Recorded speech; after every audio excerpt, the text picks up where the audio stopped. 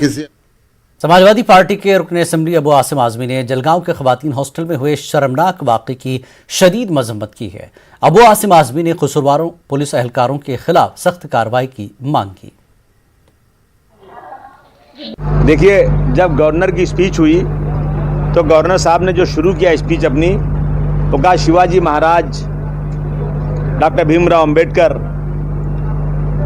और बड़े बड़े उन नेताओं का नाम लिया जिन्होंने महाराष्ट्र में राज्य किया, जिनका महाराष्ट्र है कि हम उनके आदर्शों पर महाराष्ट्र की सरकार चलाएंगे।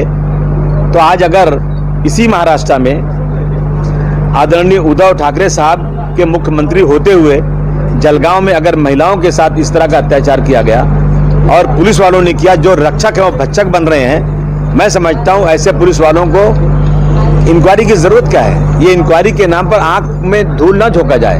अगर उसकी वीडियो है, वो सब चीजें हैं, तो तुरंत सरकार को एक्शन लेकर उन सारे पुलिस वालों को कड़ी सजा देना चाहिए ताकि दोबारा कोई ऐसी हिम्मत ना करने पाए।